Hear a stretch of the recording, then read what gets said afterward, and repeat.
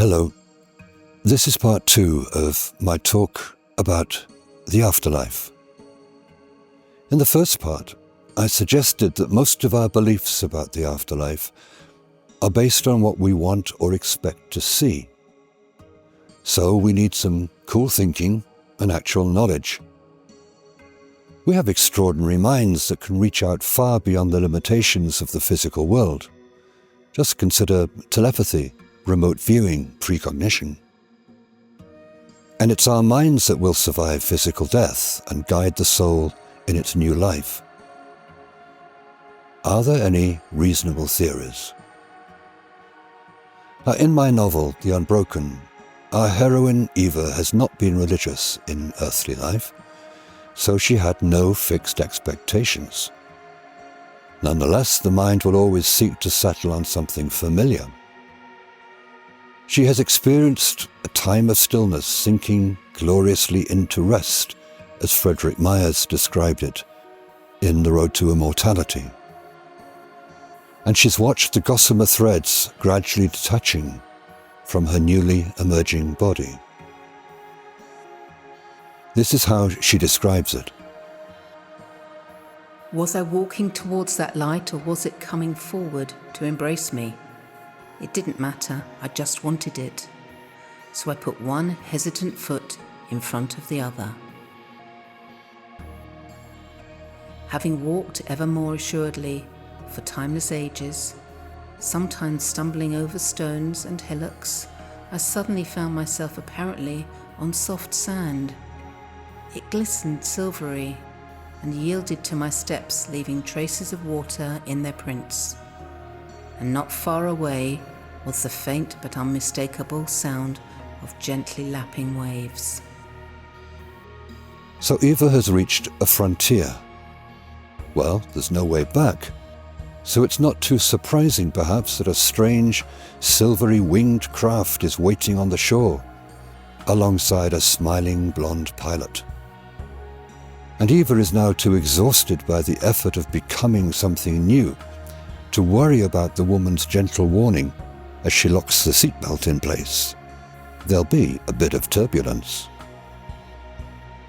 They fly across what may be a pale blue sea, although there seems to be no horizon between this and the sky. And they arrive at a small island airport. Eva is taken to some kind of clinic, where an unfriendly matron shows her to a room. She's not aware of any kind of treatment, yet is soon summarily discharged to find her own way.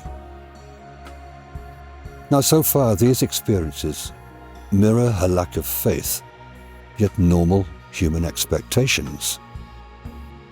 But now her story diverges from common beliefs, because not only does she appear to be entirely alone on this island, there's a persistent mist that prevents her from seeing anything clearly. The mist may actually be in her own eyes. However, she hasn't lost her natural courage, and she presses on, eventually finding a small wooden cabin in the forest waiting for her. And guess what? Some of her clothes and books are there. Even a pack of her favorite cigarettes. Eva is creating her own new world, and in time the mist will clear. When she explores the island later, she finds no trace of any airport or clinic. She does meet other beings, but only once she's gone looking for them. And eventually she discovers a way to leave the island for another greater world. Well, how many worlds might there be? Ancient Judaic texts describe 7 celestial spheres that surround the earth, inhabited by angelic beings of increasing rank and holiness. Sufi teachings also speak of a hierarchy of spiritual spheres that the soul must ascend. And there's an obvious analogy here with the Ptolemaic model of the cosmos, where the 7 known planets are fixed to crystalline spheres orbiting the Earth. All these teachings have informed the beliefs of spiritually minded people today. So it's not at all surprising that Frederick Myers also describes a succession of 7 planes, each of which the soul must pass through on a journey of expanding consciousness before, he says, we become one with God. Well, he would say that, wouldn't he? It's what he had been taught. It's what he expected.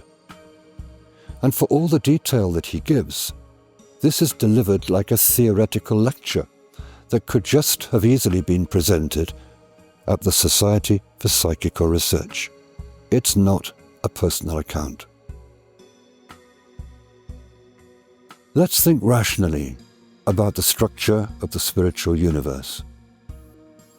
Is it reasonable that any ultimate creative force, well, we may as well call it God, would be content with a mere 7 spheres? Why 7 anyway? Why should any spiritual worlds, not having physical dimensions, be spherical? And if we have free will, why should we accept any of this? Nuclear physicists are now embracing more and more extraordinary discoveries and theories. Not only do electrons change their behavior when they're measured, certain particles only exist at all while they're being observed. Some suggest that there are no particles anyway, but an infinite number of tiny vibrating strings in a universe of 10 or 11 or 26 dimensions. And let's not even mention parallel universes, where an infinite number of versions of you and I exist simultaneously. Let's come back down to Earth and what we're likely to find when we leave it. Our minds trying to make sense of where we are. Eva has learned that she has a higher purpose, and her new friends help her to escape the small island. She awakes to a new vision. I was high up on a snowy mountainside overlooking an apparently infinite vista of expansive interconnected islands that swirled and flowed and danced in the soft light. Far away could be seen arched bridges linking one island to another, becoming ever lighter and lighter. Down below, not far from my mountain, there were small movements of people or animals near the rivers that fed into calm seas.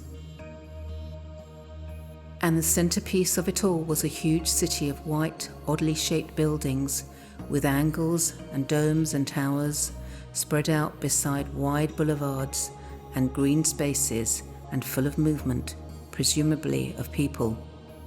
Ah, now this sounds almost familiar, doesn't it? Perhaps the most desirable condition of being, as Myers described it.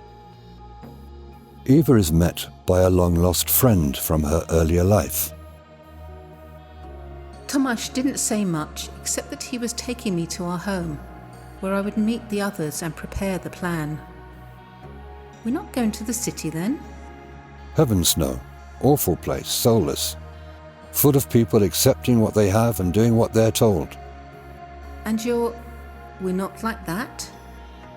Never. We're what you might call outliers. We do things our own way. Yeah, we do things we're not supposed to.